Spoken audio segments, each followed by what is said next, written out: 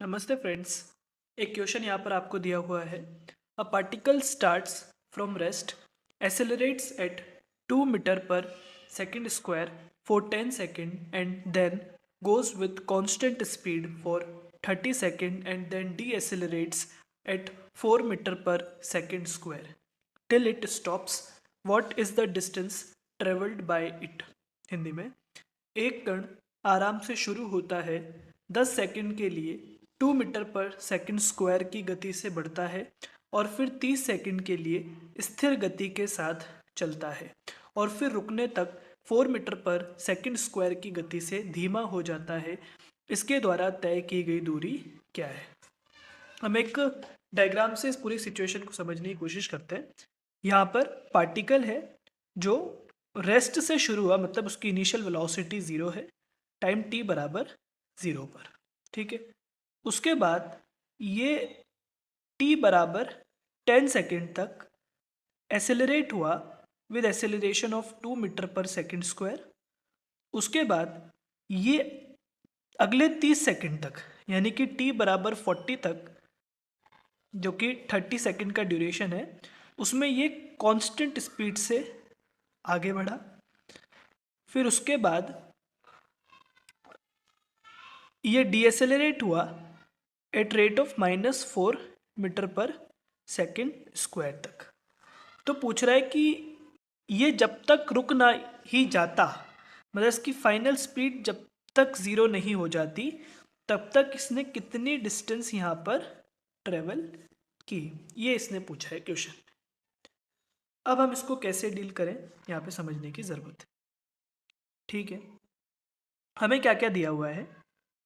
इस पॉइंट पर अगर अपन देखें तो मुझे एसेलरेशन दिया हुआ है और इनिशियल वेलोसिटी दी हुई है और टाइम भी मुझे पता है। तो मैं इस मोमेंट पर क्या वेलोसिटी रही होगी वो तो इससे फाइंड आउट कर सकता हूँ। देखो, इक्वेशन ऑफ मोशन लगा के, क्योंकि यहाँ पर एसेलरेशन कांस्टेंट है तो मैं इक्वेशन ऑफ मोशन लगा सकता हूँ इस जगह के लिए। तो v बराबर u plus A T. You क्या होती है? फाइनल वेलोसिटी इस पॉइंट पे जो मुझे निकालनी है। u मेरे पास है 0 और एसेलरेशन है 2 और टाइम है 10, यानी कि 20 मीटर पर सेकेंड। इसका मतलब यहाँ पर जो पार्टिकल है वो 20 मीटर पर सेकेंड से चल रहा है और 20 मीटर पर सेकेंड से वो अगले 30 सेकेंड तक चला। तो इस रीजन में तो इसने कितनी डिस्टेंस ट्रेवल करी होगी? डिस्टेंस बराबर क्या होता है? Speed into time. तो स्पीड हमारे पास है 20 और टाइम हमारे पास कितना? 30 सेकेंड के लिए। तो यहाँ पर 600 मीटर तो इस रीजन में चल लिया। ठीक है, अब यहाँ पर देखें, क्या इस रीजन में मैं s is equals to u t plus half a t square लगा सकता हूँ? बिल्कुल। इनिशियल वेलोसिटी 0 है, प्लस हाफ इंटू एसेलरेशन हमारे पास 2 है और टाइम हमारे पास 10 सेकेंड का है, तो 10 का whole square is equals to, इससे कैंसिल होगा, 10 10 जा 100। 100 मीटर ये इस रीजन में चला है। अब इस रीजन में देखिए, यहाँ पर अब यहाँ तक तो स्पीड वही है ना, 20 मीटर पर सेकेंड, क्योंकि इस पूरे रीजन में वो 20 मीटर पर सेकेंड से चला। अब यहाँ पर भी क्या है, हमें एसेलरेशन पता है लेकिन हमें टाइम नहीं पता भाई कब तक। तो ये उसने डिस्टेंस पूछी हुई हमसे। तो क्या मैं यहाँ पर v square is equals to u square two a s वाला फॉर्मूला लगा सकता हूँ? ये भी इक्वेशन ऑफ मोशन का एक फॉर्मूला है। फाइनल वेलोसिटी हमें पता है ये 0 है।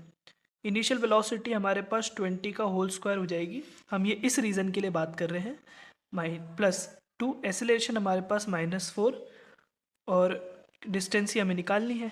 तो क्या हो जाएगा, ये अगर हम इसकी बात करें तो ये हो जाएगा 400 माइनस का 8s। ठीक है, तो 8s इज इक्वल्स टू हो जाएगा 400, तो s इज इक्वल्स टू हो जाएगा 400 अपॉन 8। तो ये कितना हो जाएगा? 50। तो मतलब इस लास्ट वाले रीजन में इसने 50 मीटर चला। तो पहले t बराबर 0 से t बराबर 10 तक ये चला 100 मीटर, फिर t बराबर 10 से t बराबर 40 तक ये चला 600 मीटर, फिर t बराबर 40 टू टिल ये तब तक रुक नहीं गया, तब तक ये चला 50 मीटर। तो इसका जो फाइनल आंसर हमारे पास आएगा वो आएगा 750 मीटर। इस पर्टिकुलर क्वेश्चन के अंदर हम ये भी बता सकते हैं टाइम भी, कि किस समय पर अब ये रुकेगा। तो हम इसको कैसे बताएं? टाइम आप निकाल सकते हैं v is equals to u plus 80 से। ठीक है। फाइनल वेलोसिटी हमें 0 करनी है, इनिशियल वेलोसिटी 20 है, एसेलेरेशन -4 है, टाइम तो क्या 4t इज इक्वल्स टू 20, तो t इज इक्वल्स टू 20/4 यानी कि 5 सेकेंड। इसका मतलब हम कह सकते हैं कि t बराबर 45 सेकेंड पर ये पार्टिकल रेस्ट पर आ जाएगा। एक बहुत ही अच्छा सवाल, बहुत ही अच्छा कॉन्सेप्ट, ध्यान रखिए। Thank you.